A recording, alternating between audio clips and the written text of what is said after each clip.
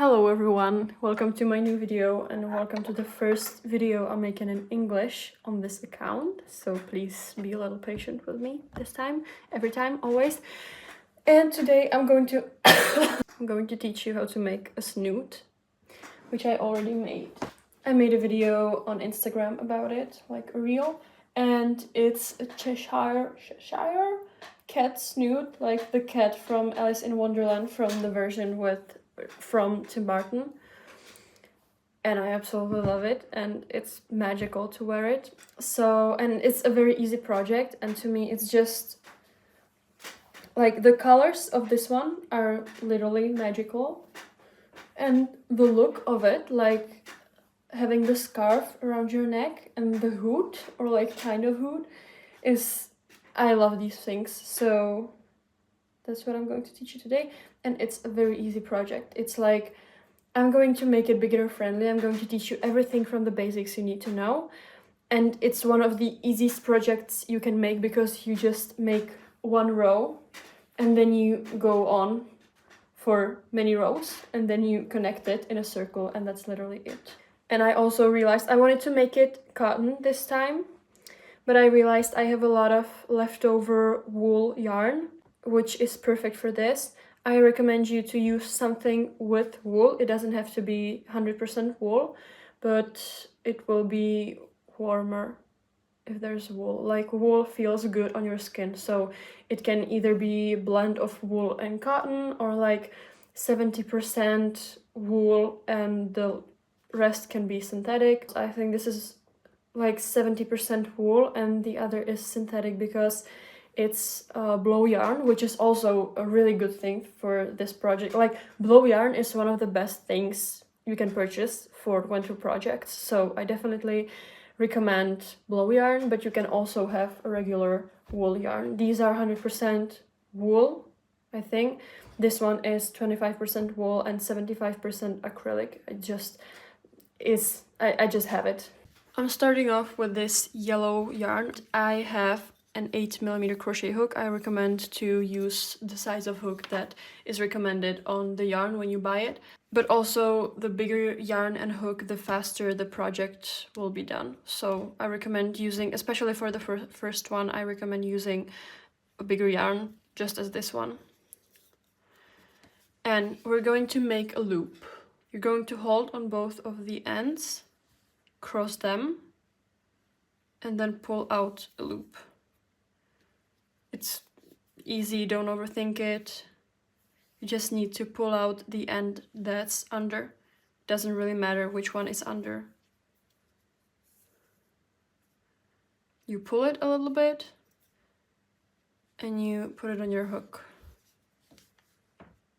Okay, and now we need to make a chain, a base chain. So you're going to yarn over and pull through. Yarn over, pull through.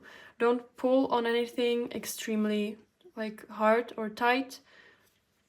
Just let the yarn slide through your hand. This is how I hold my yarn. I need a little bit of the extra pull in between my pinky and my ring finger.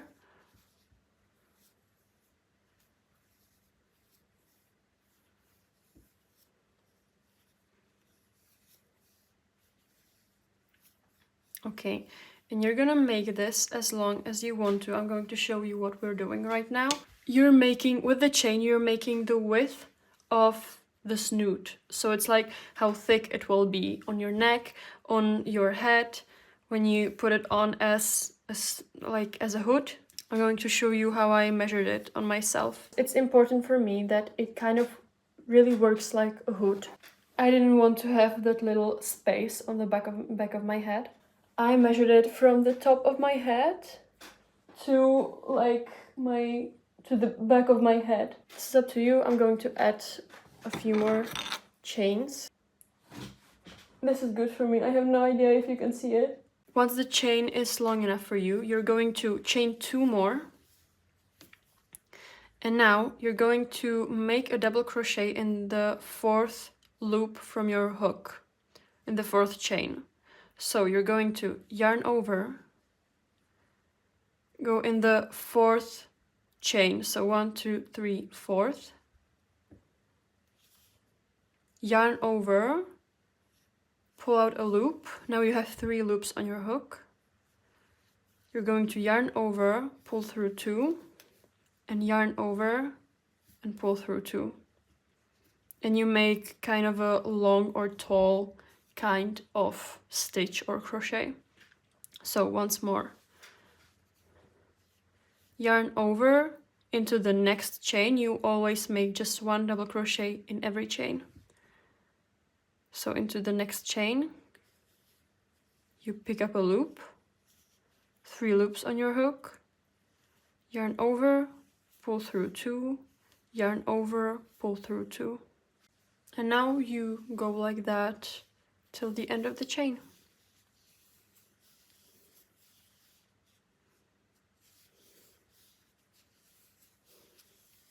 This is the first time in a really long time when I'm recording in the daylight and I don't really have good lights. Like, I don't own good lights or soft boxes or something. So yeah, that's why the light is quite good today. Usually it's worse. Going in the last chain of this chain, in the last loop. So I'm gonna make a double crochet in there. And then, same as on the beginning of like this row, I chain 3. I turn my work. And then this chain 3 thing always counts as the first double crochet. So when you yarn over and you make double crochets in this row, you don't go in the first double crochet because that's this one. So you're gonna go in the second, and you can see it kind of looks like a braid from above. And you're going to go under the braid. So you yarn over and go in the next double crochet in the second from the beginning, and you will always have 2 loops on your hook when you're like going through the double crochet. It looks like a V. You need to have a V on your hook before you pick up a loop. You pick up a loop, 3 loops on your hook, pull through 2, pull through 2, same as before. And now you go in the next double crochet.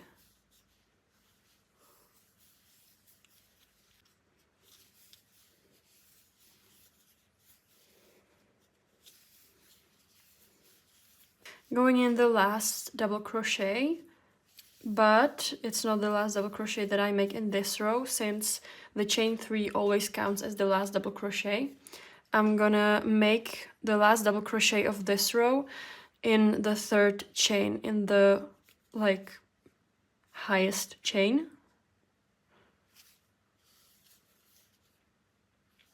So I just made a double crochet in a chain 3. And now I'm going to chain 3. Turn my work and do it again.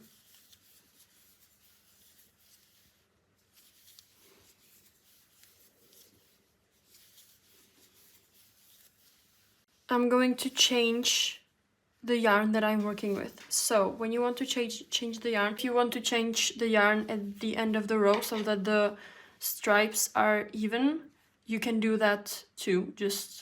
I'm going to show you in a minute. I just like the messier look of the stripes being like uneven and ending somewhere and the next color starting in the middle. So I have my 3 loops on my hook. I'm going to yarn over, pull through 2, but I'm not going to finish the double crochet right now. I'm going to take the next yarn that I'm going to be using, which is this one for me. And I make a loop or like a chain, same as in the beginning. So I make the first loop.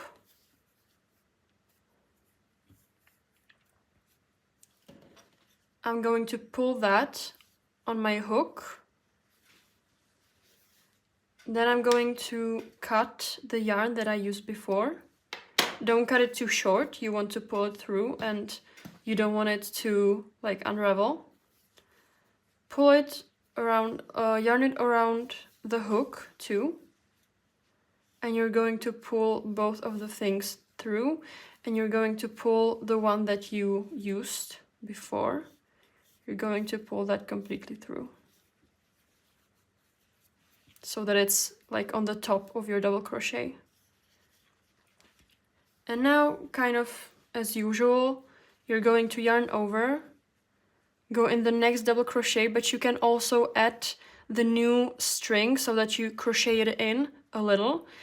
You can add it to the row you're crocheting in right now. You see, now I secured the loose end and I make a regular double crochet. This purple is kind of magical. It's incredible. Like, the color is incredible. It's so full and vibrant. I don't know how to describe it. Yeah, now I'm gonna go on and make another double crochet, same as usual. And I like the look of loose ends on my works. So you either can crochet like this till you get to the end of the loose end, or just make, I don't know, 4, 5, 6 double crochets and then cut it so that you crochet it in and you don't have to weave it in later. But I'm going to like leave it out this time, make a regular double crochet, and the loose ends just stay there. I like the look of it.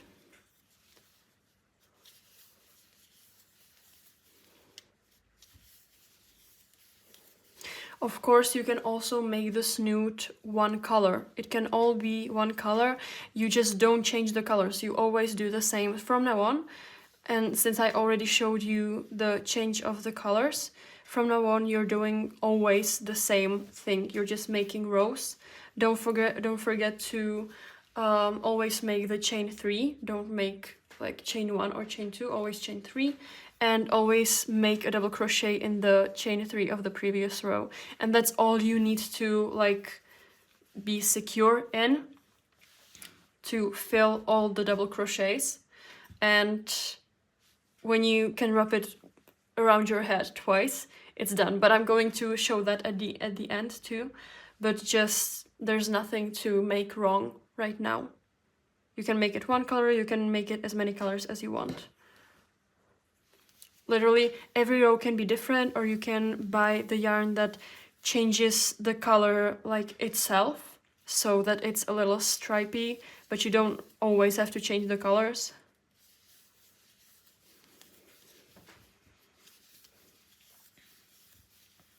I got to the color change from the previous row, and again I'm going to add the loose end to my crocheting for like 2 double crochets.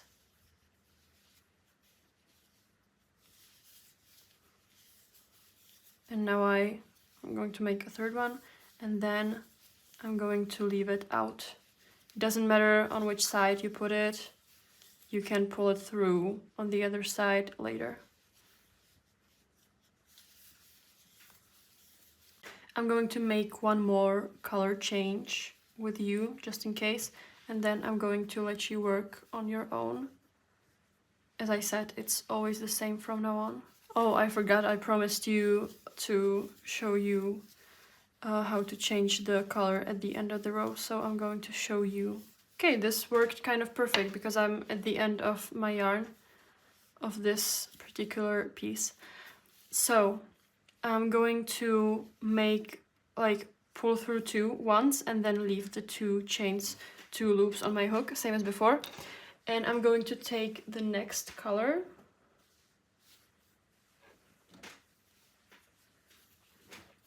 make a loop, same as before, pull it on my hook, and there's just a difference. I'm going to yarn over the yarn I used before,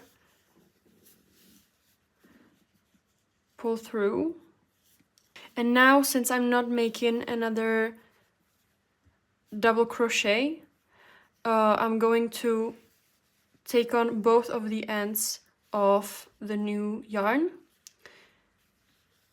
over with both of them, pull them through and pull the loose end completely through. Now you have the first chain of the 3 chains you need to make. You make 2 more, turn your work, and now you're going to add both of the ends to your crocheting, like to the previous row.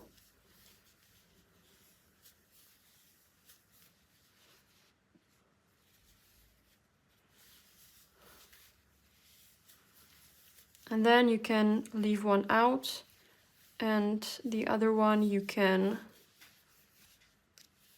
look, you can yarn it over, but this is just like putting them on a little different places so there are not 2 ends in one place, but it doesn't really matter. You can yarn it over, pull through both 2, pull out the loose end, yarn over and pull through, and now you get the end to the next row. Yeah. And now you're going to crochet, usually. Okay, so you're going to continue like this, and you want it to be long enough to wrap around your neck twice comfortably. It cannot be stretched. You need to wrap it around your neck, like, it needs to be comfortable. It cannot be tight, because you want to wrap it around your head, which is bigger than your neck, usually. I don't know. So yeah, make sure it's long enough. When it's long enough, come back here. You know what I just realized? I really don't want to be doing this. I have this much. I hate the colors. I don't like the black, and the black is like the most part of what I can use. I don't have enough of the colorful ones, so I've decided I'm not going to finish this, but I'm going to show you how to finish this. But you can see that I have this much of, like, I need a circle like this, so twice this length. I would have to crochet like 8 more pieces like this, and I wouldn't even wear it, and the colors are horrible. So actually the yarns have been lying in my closet for like 2 years because I love all of them. They're from Malabrigo yarn, and they have some of the most beautiful tie-dye yarns that I have ever seen, but it's so hard to use them because it always ends up looking like this. So yeah, I'm going to show you how to finish this. So as you saw, I would be going in rows like on and on until it got the right length. You can see when you have the, how do you call this, like the rectangle, it's not yet joined in a circle.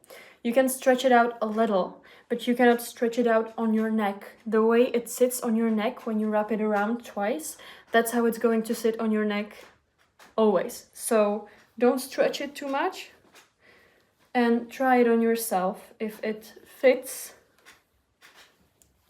twice. You don't need to try it around your head, just try to put it twice around your neck and join it in the front. This is what you need.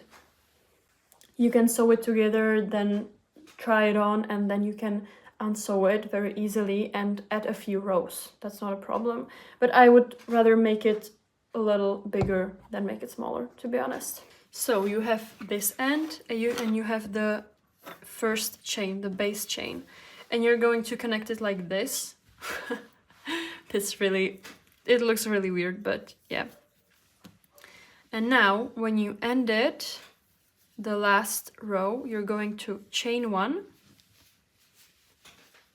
And now you have the last row of the double crochets that you made and the base chain that you made. You're going to go in the absolute last double crochet. This, like, here, it doesn't work with the chain 3. We don't have a chain 3 here. So you're gonna go in the very last or very first double crochet, and in the first double crochet of the first row, so that is the chain 3 space. So in the highest chain, you pick up a loop, and you're going to pull it directly through the loop that was already on your hook. So once more, you go in the double crochet in the next chain of the base chain, pick up a loop and pull it through.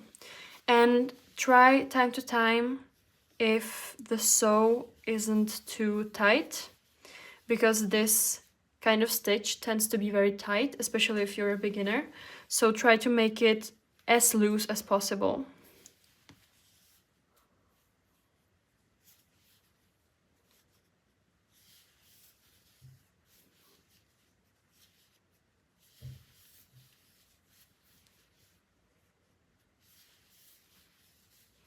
And now I'm going in the chain 3, in the last chain, make a slip stitch. This is called a slip stitch.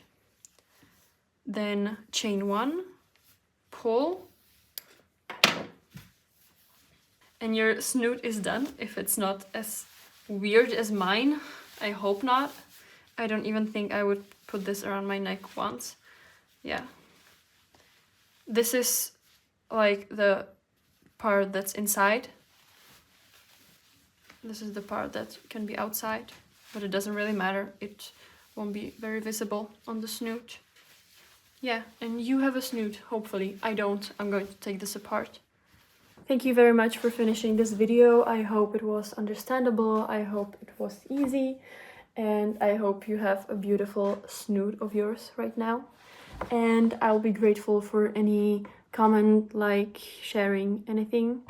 And yeah. Oh yeah, and go, if you're interested in crocheting, go check out my school community. The link will be in the description. I speak English there also, so go check that out. Bye.